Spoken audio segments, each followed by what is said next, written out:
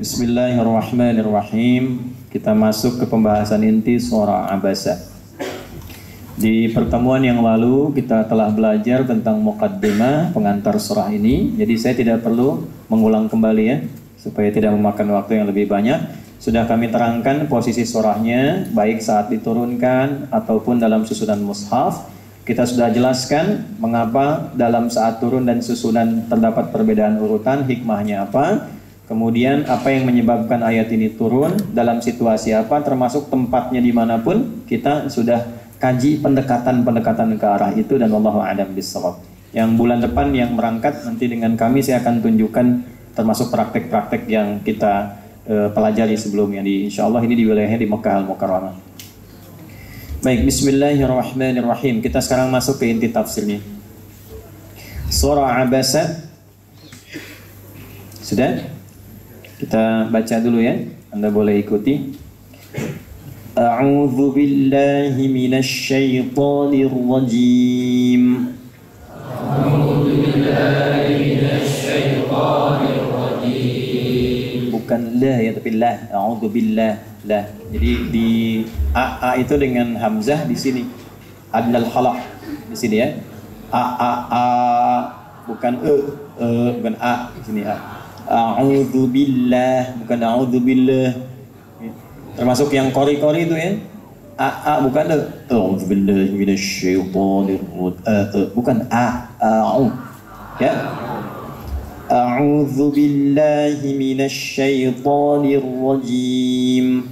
A'udzu billahi minasyaitonir rajim. Bismillahirrahmanirrahim. Bismillahirrahmanirrahim. Abasa wa tawalla. Abasa wa tawalla. Di sini wasatul halaq. Jadi ada, bentar ya. Ada dua huruf ain dan ha di sini. Abasa. Ya. Mohon izin untuk mengingatkan khususnya yang senior, ini jangan tertukar ya. Kalau ain itu ada perutnya.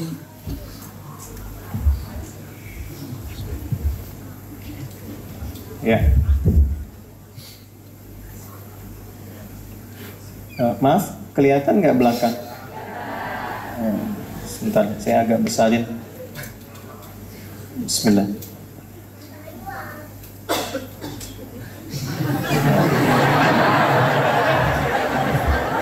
Kelihatan ya? Ini apa? Bukan. Ini kepala bagian atas. Bawahnya ada dua. Bila bawahnya seperti tegak begini, tongkat tegak, maka ini apa namanya? Ya, namanya apa? Bukan alif, ini hamzah. Ya. Ya. Kalau alif gini, alif tuh cirinya tegak saja, fungsinya memanjangkan bacaan jadi dua harakat. Itu alif. Misal, ini ada huruf fa begini. Ya. Tambah alif begini. Maka fa yang tadinya tidak ada alif pendek, natural dibaca pendek. Fa karena ada alif dipanjangkan. Alif itu alif itu asalnya begini Bu, kan begini ya. Nah, ini asalnya dua miring disatukan, satu, dua. Dijadikan dua ini jadi tegak begini. Karena itu kalau dibaca sekali, fa. Ya, karena ada alif, ininya seakan ditambah sekali lagi. Ya, fa. Karena satu cuma harokat, hurufnya satu, maka jadi panjang. Panjangnya itu dua kali fathah aja. Fa. Makanya disebut dua harokat. Kenapa dua harokat? Karena seakan dua harokat dijadikan jadi satu.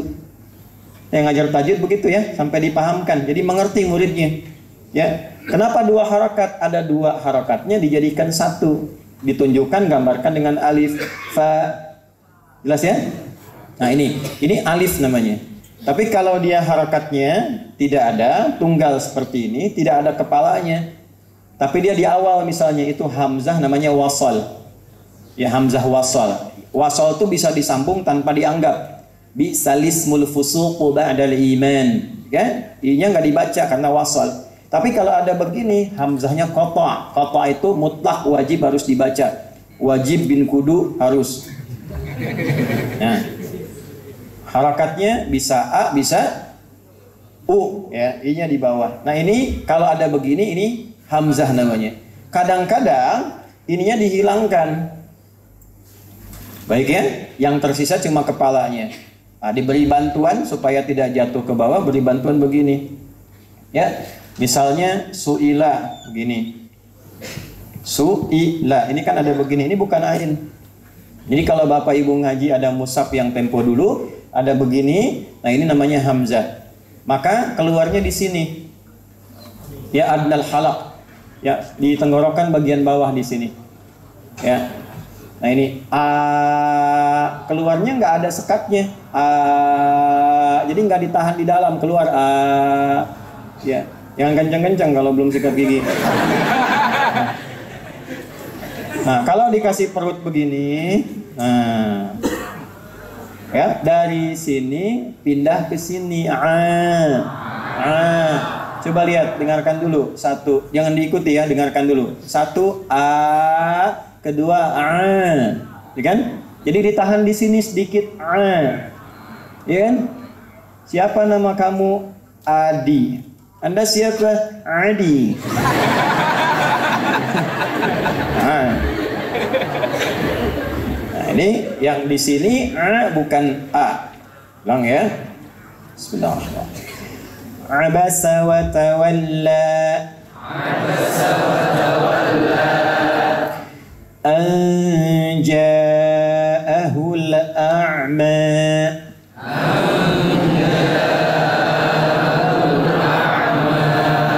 Bukan a, bukan, tidak memantul karena bukan qalqalah. Qalqalah cuma 5, qaf, ta, ba, jim, dal, utbu jadin, ya. Bukan a, la, bukan. Mengalir a'la. An ja'ahul a'ma.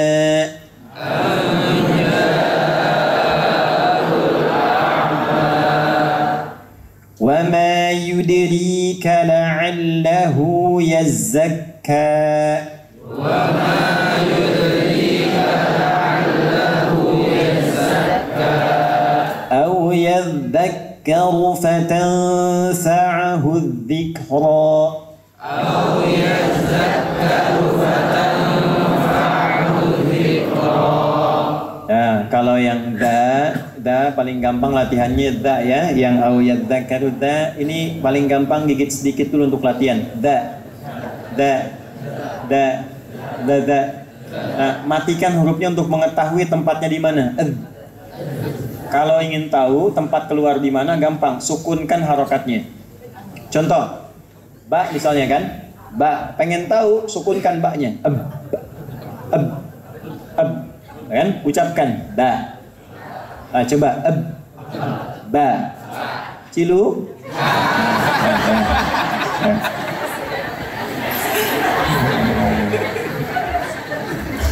da, za, da,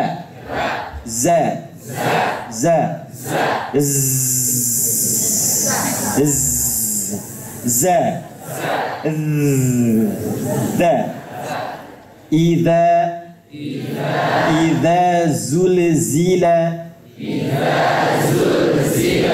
Gitu kurang lebih ya. Jadi ada za, ada za. Nanti pulang dari sini di jalan za. Mama kenapa? Za. Ya, ngaji tajwid begitu. Jadi paham, ngerti, prakteknya gampang. Nanti kapan-kapan kalau belajar kita perdalam. Biasanya saya ngajarnya metode bangau untuk mempercepat. 30 menit paham. Ya, nanti kapan-kapan lah. Ayo balik ke tafsir. Ya, dan tolong guru-guru dipahamkan ya kalau ngajar, jangan diperbanyak hafalan. Hafalan bagus tapi mesti paham. Ya, kenapa ini mad etotnya panjang? Kenapa arid disukun? Panjangnya baru, tadinya nggak ada panjang, arid itu baru, sukun karena ada sukun. Kalau sukunnya nggak ada, nggak dibaca panjang.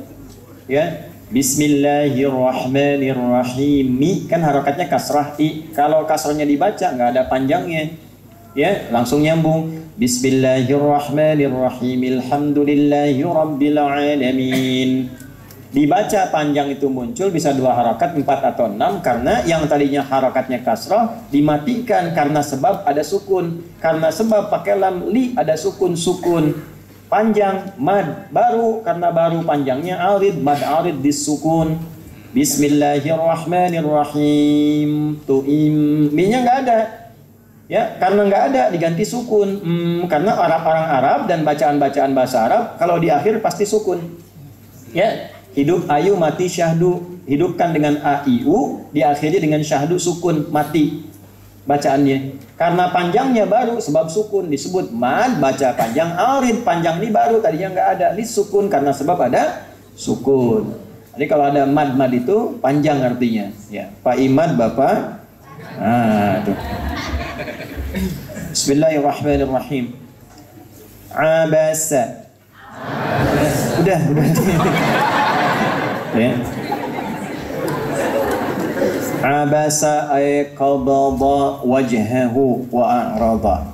Ya, qabada wajhahu wa a'rada. Qabbala Rasulullah sallallahu alaihi wasallam wajhahu wa a'rada. Izin sebelum saya teruskan, referensi yang saya gunakan ini majalis tadarrusul Quran. Ya. Baik ya, jadi ini yang kita pakai. Ini hasil riset para ulama Quran dari berbagai kitab-kitab tafsir dari yang klasik sampai kontemporer. Nah, nanti asosiasinya ada di Mekah, namanya Markaz Hudal Quranil Karim. Cabang turunannya ada di depan Masjidil Haram. Kalau yang Markaz Huda di Arafah, samping Ummul Qura. Kalau yang ini, itu ada turunannya Markaz Muassasah Nabaul Azim. Di lantai 9 Zamzam, persis di samping musola, itu ada di situ. Ya, salah satu penasihatnya Imam Masjidil Haram, kemudian salah satu penasihatnya juga Mufti Masjidil Haram, Syekh Muhammad Rabi'ah. Dan pelaksananya Dr. Hilal Hizam Sanad. Insya Allah di bulan ini akan datang juga ke Indonesia. Nah, kami sebutkan karena kami bagian dari asosiasi itu. Ya, saya termasuk di dalamnya untuk periset para ulama ahli Al-Quran yang nanti kita September ada muktamar juga di Mekah. Ya, jadi ini yang saya bawa karena sanadnya saya nyambung, saya juga neliti sendiri dan kita membuat versi bahasa Indonesianya untuk diterjemahkan. Sudah selesai. Insya Allah tinggal di proses. Jadi kalau mengajar ya kita cari sanad dulu yang betul, jangan mengajar dari pribadi kita. Ya, sumbernya harus bersambung karena ini Al-Quran, nggak boleh main-main. Bismillahirrahmanirrahim. Abasa qattaba Rasulullah sallallahu alaihi wasallam wajhahu wa a'rad. Jadi abasa itu artinya dari qabada, yang menggunakan qabada itu ada Ibnu Jarir At-Tabari dalam tafsirnya, ada 16 jilid, di jilid yang terakhir yang juz amma. Qabada itu nahan sejenak tapi mukanya agak masem. Ya, abasa itu dia menahan wajahnya tapi agak masam ekspresinya. Nah, bayang nggak? Gini. Nah, bayang nggak? Ya, jadi kayak agak-agak bukan cemberut kan? Ya kan? Nah, ini agak ya. Nah, jadi ditahan untuk mengeluarkan satu ekspresi yang tersembunyi tapi agak masam sifatnya. Masam itu kan artinya agak kurang menyenangkan gitu. Gambaran sesuatu yang kurang enak akan satu hal tapi tidak mau mengekspresikan itu secara langsung, gitulah. Ya. Ini artinya apa? Artinya orangnya luar biasa, walaupun tidak senang pada sesuatu, tapi tidak mengeluarkan ekspresi yang melampaui batas. Ya. Ada asisten rumah tangga, bapak sedang terima tamu, asisten rumah tangga bawa minuman, tiba-tiba akan dihidangkan, jatuh airnya, bahkan sirupnya menimpa ke baju tamu itu. Kira-kira ibu kalau tahu situasi itu gimana? Masya Allah udah bisa numpahin gelas. Kan nggak begitu. Nggak mungkin kan? Ya kan? Kalau nggak bisa kan keluar. Kamu ini gimana sih? Ya Allah maaf kan? Ada yang Masya Allah dia masih tetap dengan akhlaknya, tapi dia bisa tahan gitu. Walaupun ekspresi wajahnya berubah. Nah, itulah abasa. Jelas? Tidak? Ya kan? Imam Ja'far As-Shadiq punya asisten rumah tangga. Beliau itu niatnya ingin belajar ilmu dan akhlaknya dari Imam Ja'far. Nah, ini sanadnya ada nih. Kalau berkhidmat pada kiai itu ada sanadnya. Saya dulu pada ulama-ulama guru-guru kami saya berkhidmat. Ya, saya tinggal nerjemahkan, kadang masakin buat guru dan sebagainya. Itu untuk belajar. Setiap hari dapat tanya sama guru. Nggak paham tanya, dapat hadis tanya. Ada guru hadis kami pertama kali saat saya di pesantren, itu beliau sudah sepuh, penguasaan hadis dan kitabnya luar biasa. Datangnya 9:30, baru angkot, itu pasti saya insya Allah sepanjang saya bisa tahu, setiap hari Rabu saya tunggu depan jalan untuk saya sambut, saya kemudian antarkan, pegang tangan kami sampai ke perpustakaan. Jalannya kan masih lambat pakai tongkat, tapi saya jemput di pinggir jalan, memanfaatkan waktu istirahat. Jadi kalau teman-teman ke kantin kemana, saya jemput beliau tiap hari Rabu. Itu yang paling menarik, di jalan sampai ke perpus saya dapat beberapa hadis. Ya, jadi begitu saya baru gandeng, nah ada hadis dari Nabi SAW disebutkan begini, sampai nanti ke dalam ngaji kitab baca, beliau baca sampai bel bunyi masuk kelas lagi. Jadi dapat lumayan, jam istirahat 15 menit sampai setengah jam, dapat hadis, dapat nasihat, dapat kitab, masuk lagi ke ruangan kelas. Nah itu ada keberkahan yang insya Allah bisa kita dapatkan. Ya, nah, jadi ada ekspresi kembali ke awal, yaitu abasa, menahan kondisi tertentu karena rasa nggak suka. Imam Ja'far punya asisten sudah lama. Satu kali beliau kedatangan tamu, persis yang tadi saya ceritakan. Bawa minuman mau dihidangkan, tumpah gelasnya. Ini kisah nyata. Airnya tumpah, Imam Ja'far ini abasa, wajahnya sudah nggak enak begini. Muridnya tahu, lantas dibacakan kepada beliau, wal kadhiminal ghaidha. Ya, Ali Imran ayat ke-134. Ada calon penghuni surga yang punya rumah seluas langit dan bumi, di antara cirinya sanggup menahan amarah. Kata Imam Ja'far, saya nggak marah. Balas. Wala afina 'anin nas, diteruskan ayatnya. Ya, nggak marah tapi harus memaafkan. Kan ada nggak marah sekarang tapi nanti ditunda gitu kan? Tamunya pulang baru keluar. Bagaimana caranya orang hilang marahnya? Setelah lapang hatinya. Sesuatu yang lapang kalimatnya dibuka dengan al-af. Ya, yang lapang, yang hilang segala sekatnya. Wala afina 'anin nas, dan sanggup memaafkan orang lain di sekitarannya. Kata Imam Ja'far, saya maafkan kau. Asisten ini tahu Imam Ja'far As-Shadiq tiap hari sedekah. Di kantongnya, di sorbannya itu selalu ada persediaan untuk sedekah. Maka beliau katakan lengkapi ayatnya, wallahu yuhibbul muhsinin. Allah senang orang-orang baik yang diantaranya senang sedekah. Maka dikeluarkan kantong isinya semua, disampaikan, kamu sudah lancar, sekarang nggak jadi asisten lagi, sana katanya. Maka dia keluar dapat ilmu, dapat hikmah, dan dapat uang untuk bekal hidup. Ya, ke saya jangan begitu ya.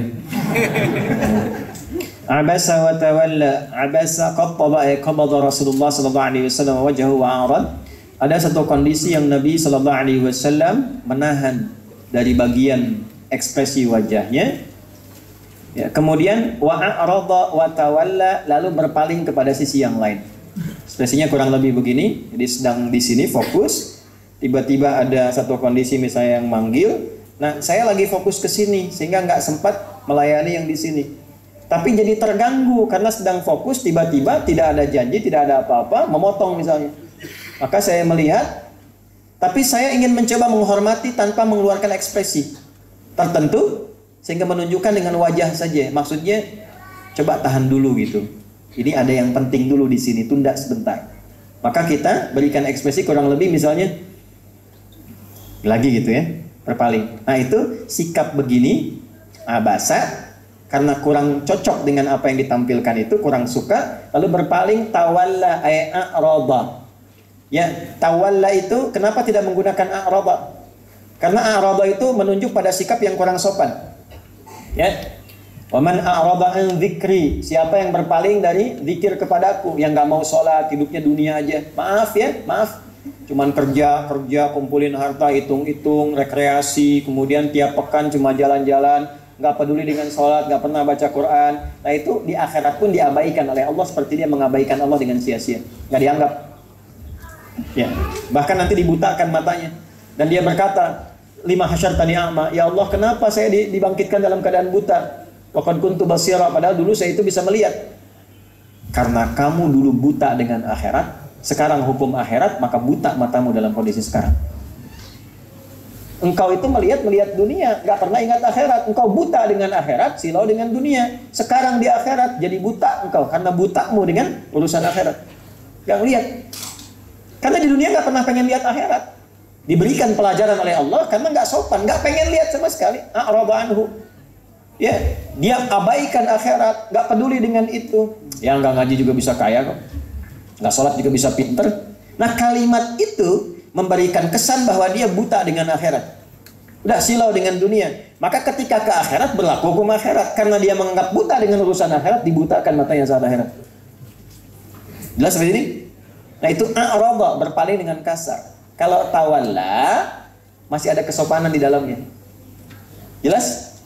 Ya, sifat yang melekat kepada Nabi. Dia berpaling dengan cepat, rasa nggak suka, tapi masih ada penghargaan di dalamnya. Tunggulah, ini dulu yang sedang fokus, yang penting. Paham sampai sini? Ya. Nah, sekarang kita ngaji ke nahwunya.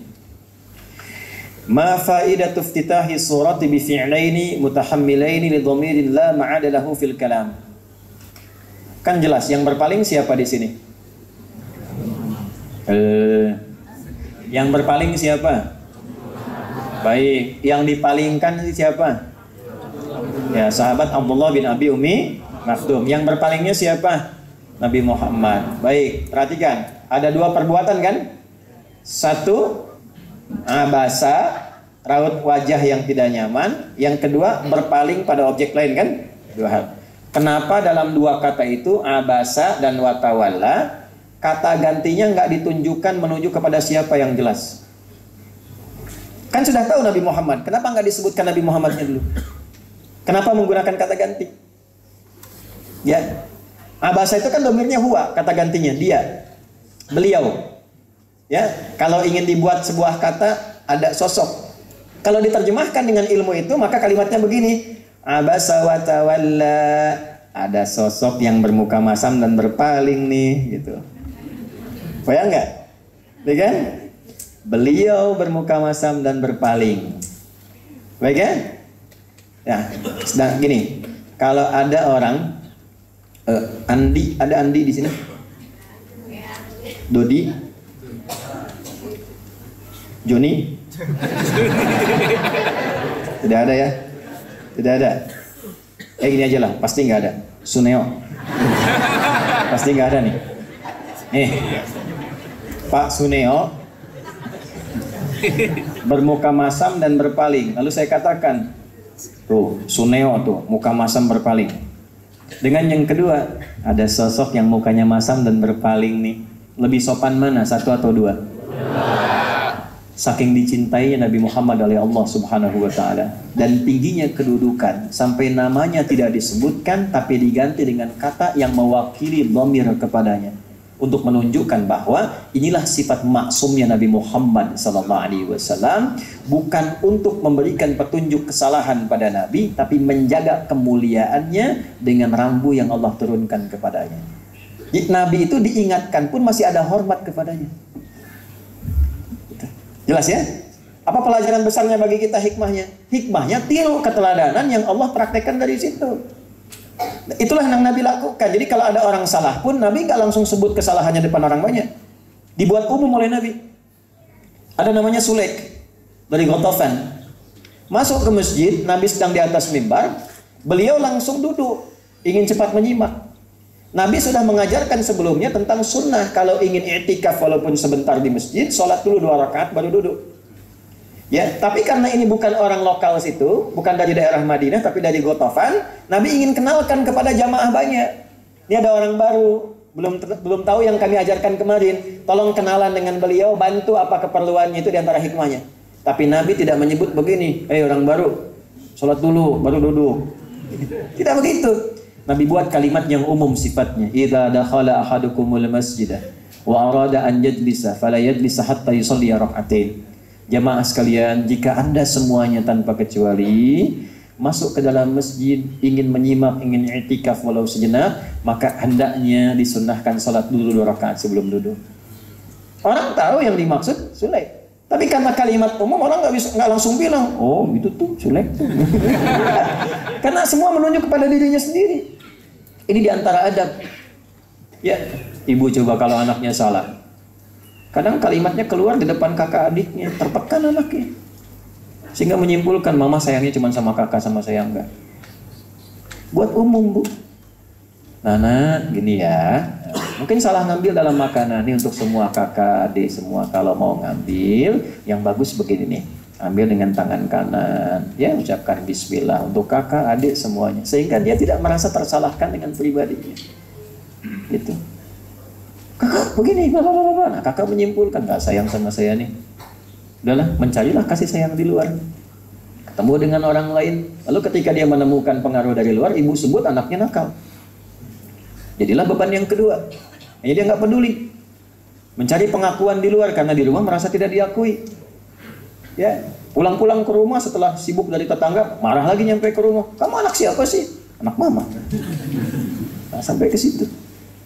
Nah, itulah bahasannya kecil sebetulnya tapi dalam maknanya. Maka di sini sifat teguran pun kepada sesuatu sekalipun itu dianggap tidak tepat, maka menegurlah dengan cara yang baik supaya setidaknya menghormati sang pencipta yang sudah menciptakannya hadir di hadapan kita. Nah, jadi teguran itu pun kalau dilakukan karena Allah, kan selalu kita mendengar karena Allah, marah karena Allah, senang karena, tapi caranya kok nggak dilakukan seperti yang Allah tunjukkan. Marah karena Allah tapi marahnya karena pribadi. Caranya sesuai dengan cara sendiri. Kalau marah karena Allah, caranya seperti yang Allah ajarkan. Gitu. Kalau senang karena Allah, senangnya seperti yang Allah ajarkan. Nah, kalimatnya dilengkapi, jangan dipotong sampai segitu. Paham ya? Nah, abasa wa tawalla, kenapa dhamirnya kata ganti yang nggak disebutkan? Kan Allah bisa mengatakan begini, Muhammad bermuka masam. Kan bisa. Bisa dengan menggunakan kata ganti kedua, kamu bermuka masam dan berpaling. Kenapa kata gantinya langsung kata ganti orang ketiga? Untuk menunjukkan adab, sopan santun di dalamnya. Allah mengajarkan kita adab, mengajarkan kita sopan santun. Jadi sebelum kita cerita, saya tuh saking kurang nyamannya dengan penjelasan beberapa kalangan dengan tafsir ini, langsung menyimpulkannya kayak nggak ada adab ke nabinya gitu. Nabi Muhammad bermuka masam, lalu berpaling. Tadi gimana sholawat tiap hari sama Nabi, tapi cara menyampaikan, menjelaskan tentang Nabi itu tidak ada adabnya. Seakan-akan Nabi itu divonis salah gitu. Padahal Nabi sendiri berekspresi itu untuk memprioritaskan satu bagian dengan tetap menganggap yang ini sebagai bagian yang diajarkan juga. Nah, jadi cara kita ngajar juga mesti berbeda. Jangan menempatkan Nabi seorang yang terdakwa di sini. Salah, bukan.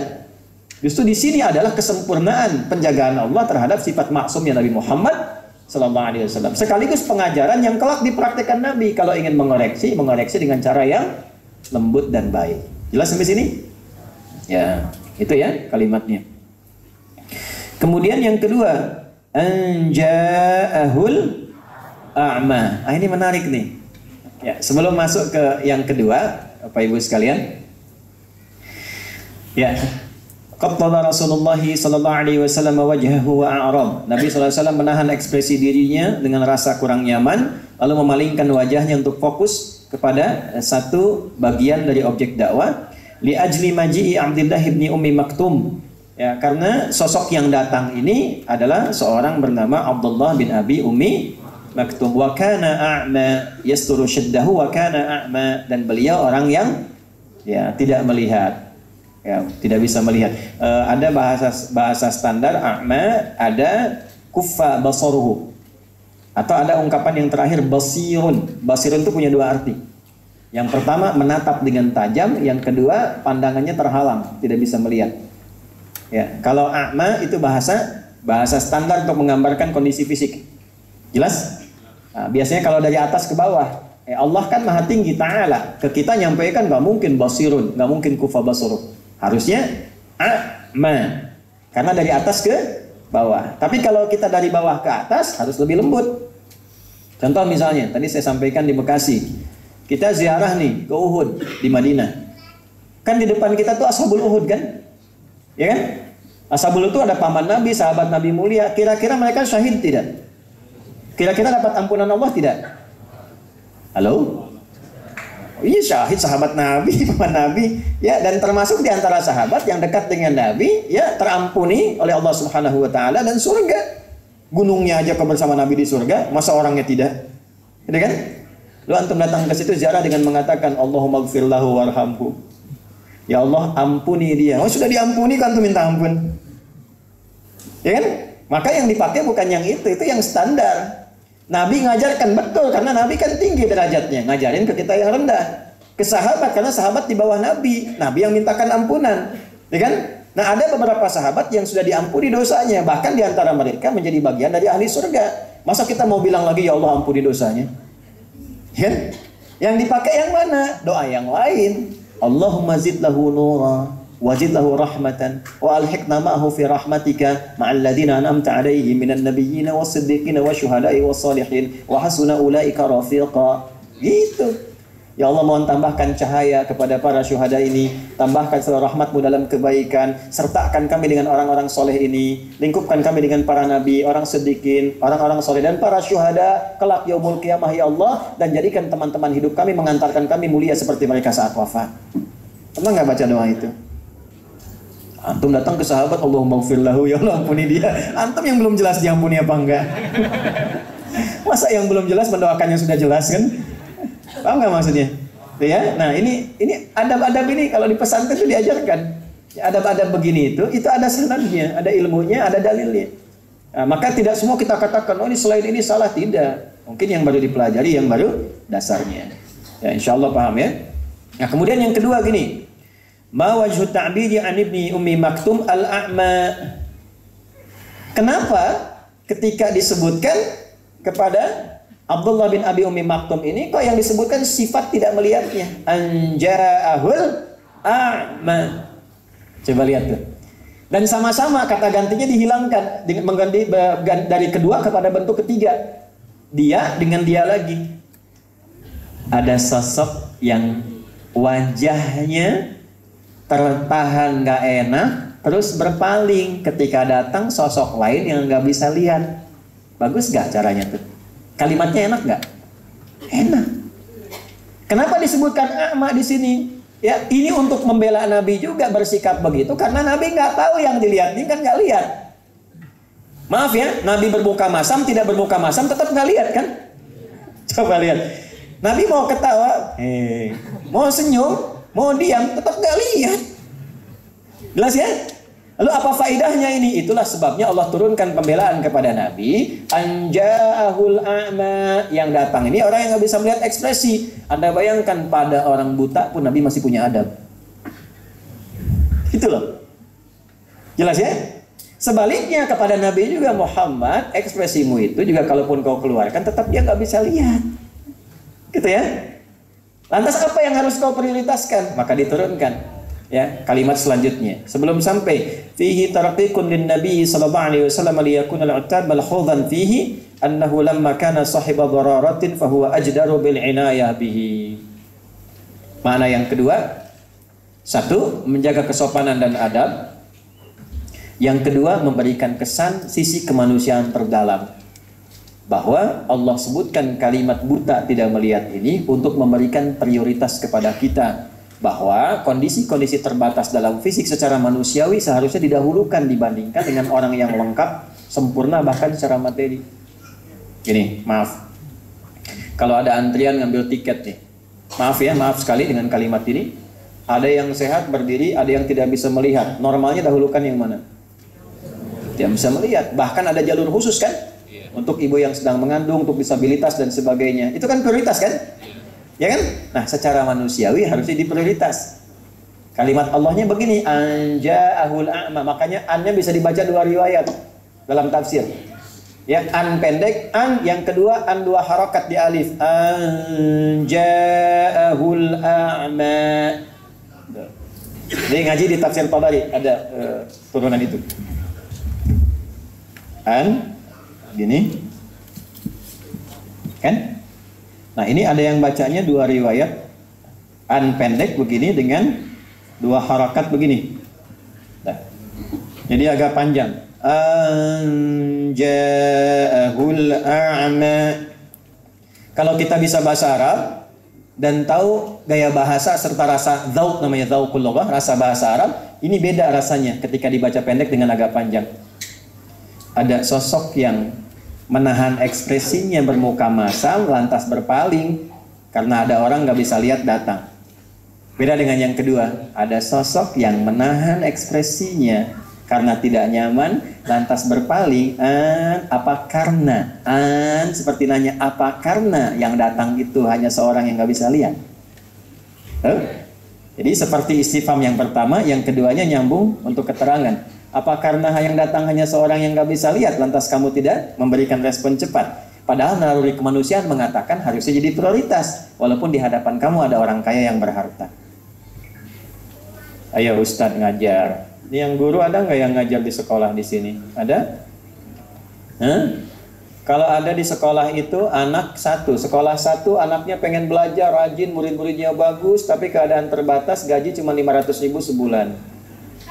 Sekolah kedua favorit, bonafit, ya, kemudian orang-orangnya juga luar biasa, orang tuanya kaya-kaya, muridnya juga kadang mau belajar enggak, ya, sistem sekolah kadang ikut kemauan orang tua, ya, gaji ya bisa 7 juta sebulan.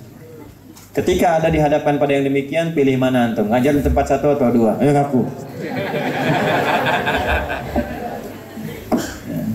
Ustadz juga sama.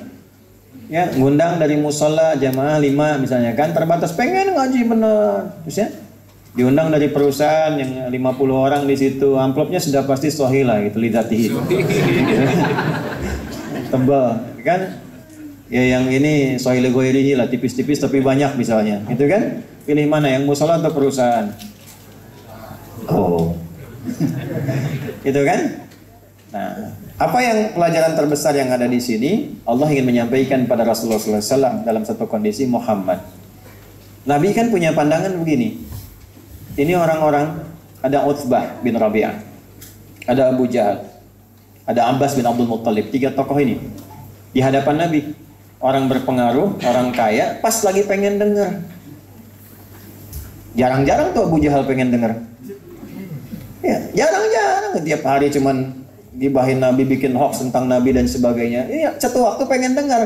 Ini pun pengen dengar karena ada Abbas di situ, karena ada Utbah di situ. Ya dia jaga gengsi. Jadi dengar Nabi pun bukan karena pengen dengar juga, karena jaga gengsi. Supaya nggak dicela sama kawan-kawannya. Al mau kemana? Nggak enak lah Muhammad, nggak enak ya. Al Abu Jahal, gitu. Ya ikut dia. Karena kenapa? Dia ingin menjaga gengsinya aja, tapi mau dengar. Jarang-jarang kesempatan begini ketika ada di hadapan, ya Nabi memberikan pandangan. Kalau saya bisa ngajarkan 1 dari 3 ini kan berhasil, pengaruhnya kan banyak. Makanya ketika datang Abdullah bin Abi Ummi Maktum ini bukan maksud mengabaikan secara sempurna, tahan dulu. Karena ketika beliau datang minta dibacain ayat. Ya Muhammad SAW, saya minta penjelasan. Bacakan ayat saya ini. Tolong bacakan dari Quran. Sudah datang, sudah minta penjelasan, artinya sudah betul-betul fokus kepada iman. Yang ini belum 3 ini. Tapi Nabi menyimpulkan kalau 1 di antara 3 ini dapat berislam, maka pengaruhnya akan makin banyak. Tahan dulu ya, saya mau fokus ke sini dulu, bahasanya begitulah. Cuman pakai ekspresi supaya kata-kata nggak terpotong. Jelas sampai sini? Nah, maka ketika disampaikan seperti itu, Allah memberikan cara pandang yang berbeda.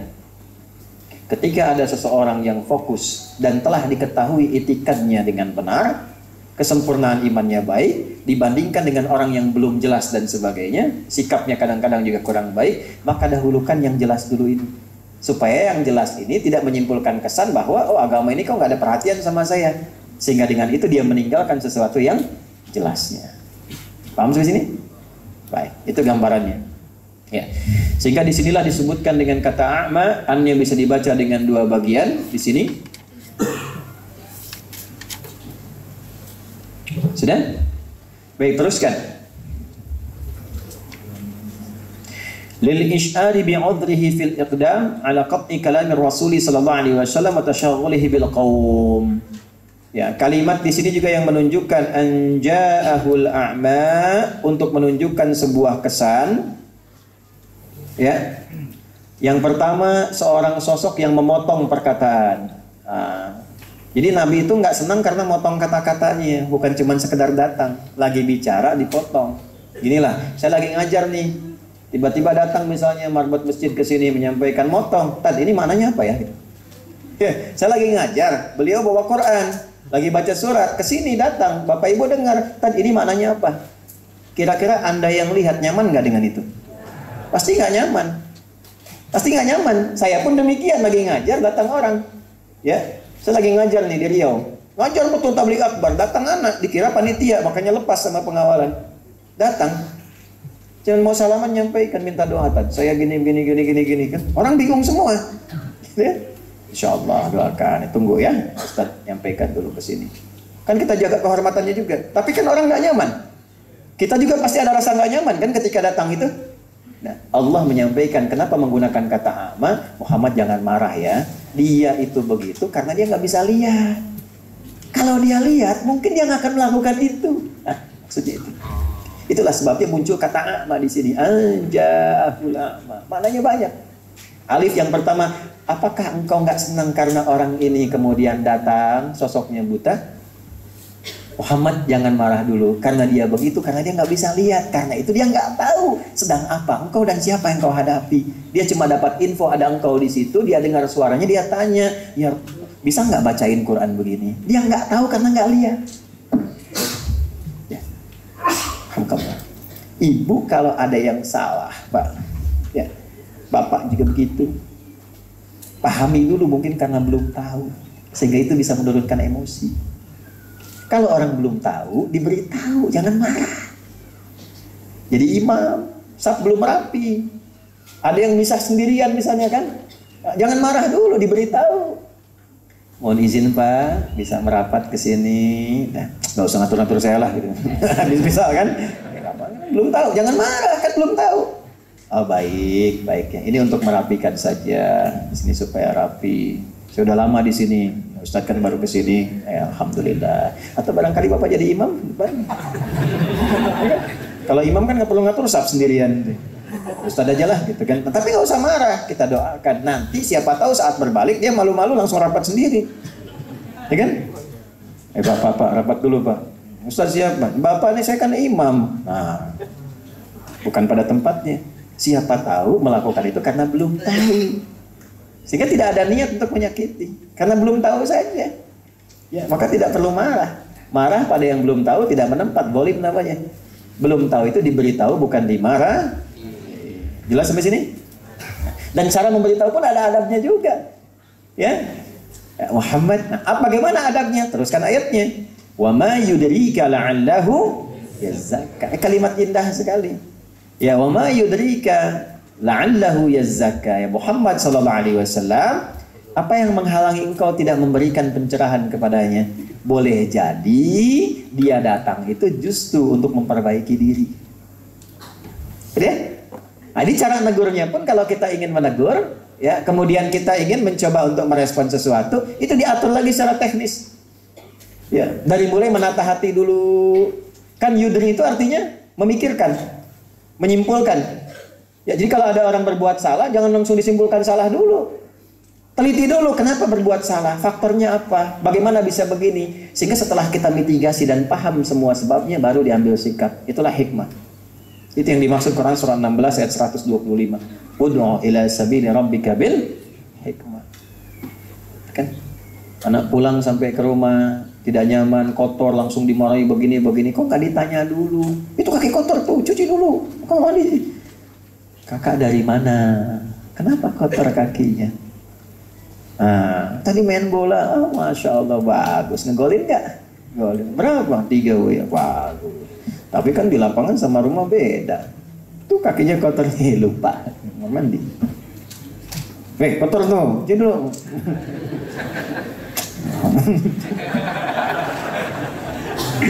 Gitu kan? Ya, itulah hikmah. Nah gitu, karena nggak semuanya harus langsung begitu gitu kan. Ada kata-kata. Ibu pernah cemberutan sama suami nggak? Kalau nggak pernah berarti nggak berumah tangga itu. Yang belum nikah sabar ya, ntar tahu sendiri. Nah insya Allah. Sebelum kiamat kurang 2 hari lah. Gitu. Pasti itu nggak mungkin rumah tangga nggak cemberutan. Ciri rumah tangga itu pasti ada marahan. Namanya adaptasi pasti nggak akan cocok. Langsung cocok begitu nggak mungkin. Kami tidak pernah ada marahan selama rumah tangga. Nggak mungkin. Nggak mungkin itu. Sakinah itu tenang setelah ada masalah. Itu sakinah. Pengen sakinah nggak? Nah, pengen masalah. Sakinah itu mana dalam bahasa Arab? Sakanati syajaratu idza dhahabat tirdi. Daun itu, tangkai itu, dahan itu tenang setelah angin yang menerpa yang bikin goyang itu pergi. Sakanatis safinatu idza dhahabatil amwaj. Kapal itu tenang setelah ombak yang menggoncang itu pergi, baru tenang.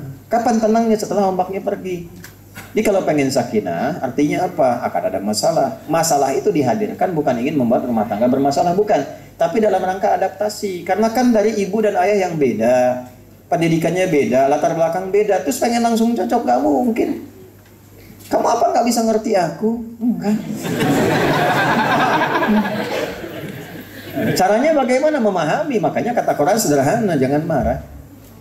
La yahillu lakum an tarithun nisaa karha. Perempuan, laki-laki, suami dan istri kalau masih punya iman, jangan membawa tabiat kurang bagusmu diwariskan kepada pasangan. Tapi kalau nggak terkendali tiba-tiba nampak, jangan marah dulu. Karena aku pasangkan engkau dengan dia untuk menyempurnakan kekurangannya, bukan mengeksplorasi keburukannya. Itulah indahnya kenapa ibu dipasangkan dengan suami ibu, karena kekurangan di pasangan ibu itu yang kesempurnaannya di ibu. Jadi ibu nggak usah mengharapkan suami orang.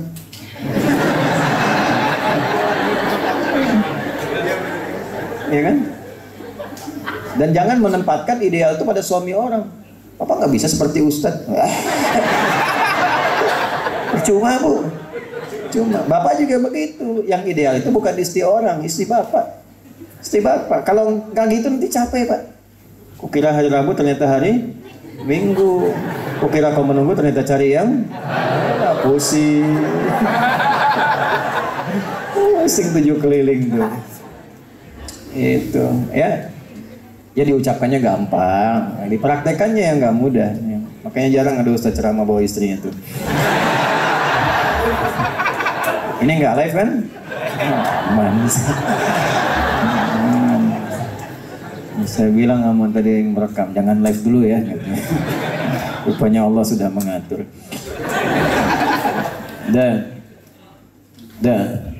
Anja'ahul a'ma atau anja'ahul a'ma. Tapi riwayat yang kita bacakan yang pendek ya, anja. Tadi itu tafsirnya. Wa ma yudrika la'allahu yazzakka. Nah, pindah dari kata ganti 3 ke 2. Coba lihat, abasa wa tawalla. Kemudian anja'ahul, itu kata gantinya, kata ganti ketiga, dhamir namanya. Dia semua. Tapi ketika masuk kepada yang teknis, langsung diganti ke kata ganti kedua, wa ma yudrika. Tuh. Kan bisa Allah mengatakan begini di luar Quran, wa ma yudri, gitu kan? La'allahu yazzakka. Kan bisa begitu. Kenapa ka-nya muncul? Ka itu kan langsung ke Nabi. Dihadapkan orang kedua itu kan di hadapan kan?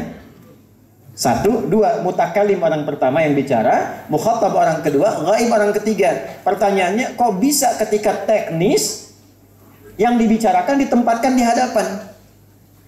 Kan? Ya, maka di sini ada yang sangat menarik ya, Bapak Ibu sekalian, masa sababul intiqal min al-ghaiba ya ila al-khitab fi qawlihi wa ma yudrika la'allahu yazzakka. Jawabannya lima fihi min al-inasi ba'da al-ihash wal iqbal ba'da al-i'rab. Allahu akbar. Untuk menempatkan sebuah rasa yang kuat. Setelah berpaling, gak nyaman itu ditempatkan seakan-akan ketika bersikap, rasakan kita bersikap melakukan itu karena Allah yang mengawasi kita di hadapan kita. Pernah kerja ada CCTV? Ya, ujian ada CCTV? CCTV itu kalau sedang ujian, kita merasakan karena bendanya atau karena mengawasi seakan ada di depan kita? Mengawasinya kan? Baik ya? Karena kita merasakan diawasi kan? Nah, kalaupun pengen negur orang karena salahnya, rasakan Allah pun mengawasi kita saat negur. Apa mau mencela orang ketika diawasi Allah? Ibu, saya tanya nih, anak itu titipan Allah atau bukan? Nah, yang dititipkan pada ibu mengawasi ibu, terus ibu memarahi titipannya. Sementara ibu diawasi oleh Allah yang menitipkan. Apa nggak malu? Bapak nih, istri itu titipan Allah atau bukan? Titipan. Apa tidak malu menyakiti titipan bapak sementara bapak merasa diawasi Allah? Maka kalau diterapkan dalam kehidupan begini, berkasih sayanglah kepada pasangan seakan kau merasa diawasi oleh Allah penciptamu. Jadi ibu menyayangi anak itu bukan karena sekedar sayang sebagai anak. Ibu menyayangi itu karena Allah menitipkannya pada ibu, bukan pada yang lain. Saya tanya pada ibu ya, mohon maaf nih saya fokus ke ibu nih. ibu ini mencintai anak karena sayang atau karena Allah?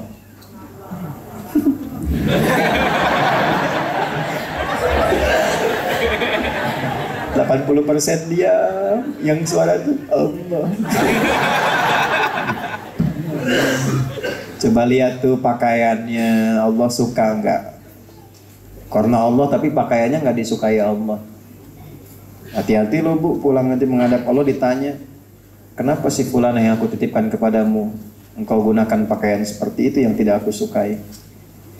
Sekolahnya di mana? Ditempatkan di tempat yang mengenal Allah atau tidak? Jangan-jangan di sekolah itu nggak ada sholat, nggak ada kenal Quran, nggak tahu bahkan cara bersikap pada orang tua.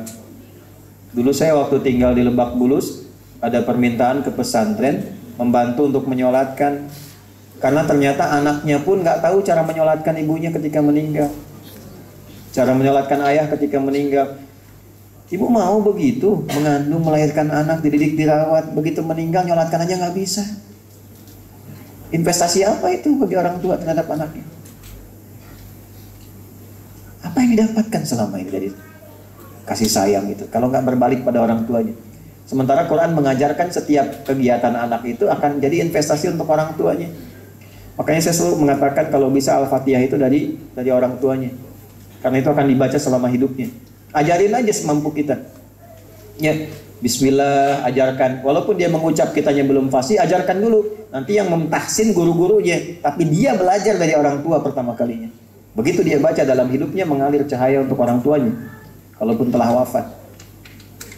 Nah ini yang dimaksudkan nih. Rasakan yudrika itu jadi mukhatab. Sama dengan kita baca Al-Fatihah, begitu iyyaka na'budu wa iyyaka nasta'in langsung menggunakan kata ganti kedua. Bismillahirrahmanirrahim, dia. Alhamdulillahirabbil alamin, dia. Ar-Rahmanirrahim, dia. Maliki yaumiddin, dia. Ketika ibadahnya iyyaka, langsung sifat ihsannya muncul. Anta'budallaha ka'annaka tarahu fa illam takun tarahu fa innahu yarak. Kalau kamu sholat merasa diawasi Allah. Makanya merasa diawasi itu nggak enak kalau bacaan nggak benar, ngaji nggak benar. Mau kerja training dulu, kata-kata ditata, masya Allah. Jadi pramugari, jadi macam-macam kalimatnya ditata segala rupa. Begitu sholat nggak pernah nata diri, pasti dipotong nih kata-kata ini. Di video kontainer tuh para pembuat konten. Aduh, saya cuma pesan tolong ya kalau dipotong yang betul, terus kasih narasi yang benar. Saya kemarin tuh pusing, ya. Padahal nggak berkeliling. Kenapa? Karena Jenderal WA, MUI WA ini WA, Ustadz, kami intinya tidak diundang dalam peresmian pesantren. Saya bilang kapan pesantren diresmikan? Rupanya video itu ada potongan, terus yang tersebar di antara narasi itu peresmian pesantren, wah sudah mulai dibuka gratis bawahnya, itu kan? Padahal itu acara bakti sosial dari Koopsud wilayah 1, minta tempat di pesantren, kami fasilitasi, belum ada peresmian, santi aja belum ada. Kemarin orientasi, peresmian pesantren, wah gratis, kayaknya ada yang ke Bekasi, yang datang, yang WA segala rupa, padahal belum diresmikan. Itu ya, jadi hati-hati para kontainer. Sekarang banyak tuh, ya. Dan baru-baru ada aliran makiun, ya, tukang maki-maki. Dan au yadzakkaru fatanfa'ahud dzikra, ya, atau kemudian ia datang untuk lebih bisa mengingat Allah dan memperbaiki diri sehingga apa yang kau ajarkan bisa memberikan manfaat. Nah ini adab lagi. Kalau mau ngaji, Abdullah bin Abi Maktum mau ngaji tidak tadi? Mau ngaji. Nah kalau mau ngaji, niatnya mesti benar. Apa niatnya? Mendapatkan pengingat, zikir. Apa itu zikir? Segala yang menyambungkan dan mendekatkan kita dengan Allah. Karena itu sholat disebut zikir. Wa aqimis sholata li dzikri. Quran surah 20 ayat 14. Ba'da sholat kita zikir. Subhanallah, alhamdulillah, Allahu akbar. Quran surah 4 ayat 103. Berdoa kita zikir. Ya, wadhkur rabbaka fi nafsika tadarruan wa khifatan wa dunal jahri minal qaul. Quran surah ke-7 ayat 205. Karena saat berdoa kita ingat Allah. Baca Quran zikir, Quran surah 15 ayat 9. Menghafal Quran zikir, Quran surah 54 ayat 17, 22, 32, 40. Walaqad yassarnal Qur'ana lidzikr. Jadi kalau mau ngaji datang niatnya untuk zikir. Memperbaiki sholat, memperbaiki cara ngaji, memperbaiki cara memahami Al-Quran. Nah kalau niatnya begitu, fatangfa'ahu dzikra, nanti pulang ada manfaat dari zikir itu, dari materinya, merubah diri kita. Kalau niatnya terbagi, nanti porsinya terbagi. Ibu niat datang pengen lihat ustadz, nanti ustadznya yang dominan dibandingkan materinya. Ya. Tadi ngaji apa? Dah. Itu aja, yang penting saya lihat ustadz. Materi nggak penting. Nah, ada nggak begitu? Iya. Nanti apa yang diniatkan itu yang dapat. Nah, bahasa Qur'annya apa? Ya, itu yadzakaru fatanfa'ahu dzikra. Ini kan yadzakaru itu ke Abdullah bin Abi Maktum yang mau ngaji. Yang nyampaikan diniatkan ikhlas, yang datang niatnya untuk mendekat kepada Allah. Kalau niatnya begitu, pahala dituliskan, manfaat dapat. Jadi begitu pulang itu ada perubahan pada dirinya.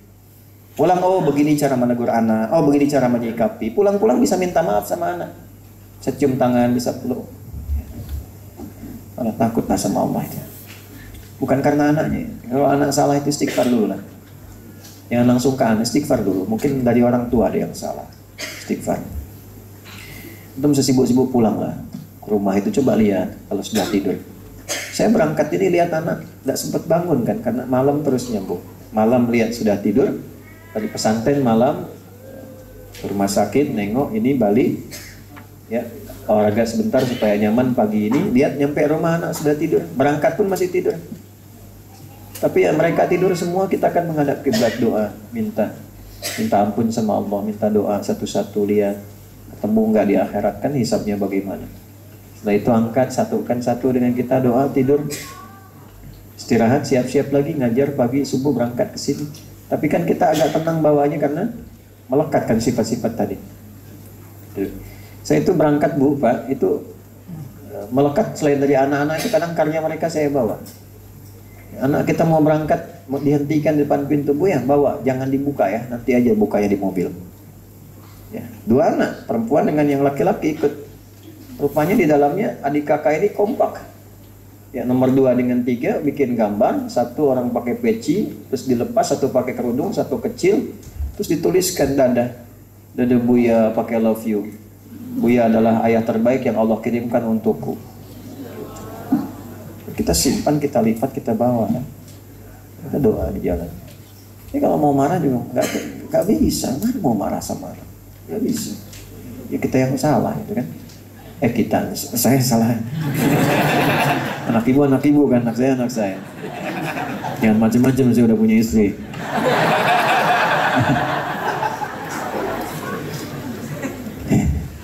Masih ada waktu? Ya, yang kita ada 20 menit lagi. Nah itu sampai situ dulu lah. Sampai 4 ayat dulu ya, dengan banyak-banyak dulu. Jadi kesimpulan yang pertama, hendaklah kita bersikap yang wajar dalam setiap kondisi sesuai dengan keadaan objek. Bersikapnya wajar. Tadi yang saya katakan, wajar itu ya bagaimana objeknya, sikapi demikian. Ya, contohnya tadi, kenapa harus cemberut? Kan yang di hadapan itu nggak bisa lihat. Mau cemberut, mau ketawa, mau diam, tetap nggak akan tahu ekspresinya kan? Nah, jadi di sini ada kewajaran dalam bersikap, tapi ingat menempatkan Nabi pun dengan kemuliaan. Karena cemberutnya bukan karena objeknya misalnya melihat atau tidak lihat juga, tapi karena Nabi sedang fokus pada satu keadaan. Jelas sampai sini? Ya. Walaupun nanti pelurusan dari Allah itu yang lebih utama. Yang kedua, hendaklah menegur dengan cara yang beradab, sehingga dengan adab itu melahirkan perubahan dan penambahan pengetahuan. Ini sudah kita contohkan. Misal tidak harus langsung menyebut orangnya di hadapan orang banyak, gitu kan? Dan turunan lainnya, kecuali memang dalam kondisi tertentu. Ya, seperti di militer kan beda. Di militer itu dengan sipil lain. Kalau memang ada pelanggaran harus ketika diluruskan supaya yang lain lihat. Ya, bukan ditutupi, supaya yang lain lihat. Nah, tidak menimbulkan sifat yang tidak disiplin. Ya, makanya di dunia militer itu jangan disamakan dengan yang kita di dunia sipil. Ya. Kemudian meluruskan niat dalam mengerjakan segala hal, khususnya perihal menuntut ilmu. Meluruskan niat. Yang selanjutnya yang terakhir, ciri orang yang belajar dan beribadah dengan benar adalah terdapat perubahan kebaikan pada dirinya dan meningkatnya kedekatan dengan Allah Subhanahu wa taala. Terdapat perubahan kebaikan pada dirinya dan meningkatnya kedekatan dengan Allah Subhanahu wa taala. Nah, Ibu nanti Bapak pulang dari sini koreksi dulu ya, muhasabah dulu. Ini ngaji dengan Ustaz Adi benar enggak nih? Berubah enggak? Dekat dengan Allah enggak? Kalau kira-kira tidak ada tanda kebaikan, cari ustaz lain, kan banyak ustaz-ustaz juga yang lain. Ya. Kita saling mendoakan. Nah, ini kesimpulan yang kita dapatkan. Kalau yang tadi detil, silahkan nanti dicek kembali tayangan video untuk bisa memberikan detil pembahasan kita.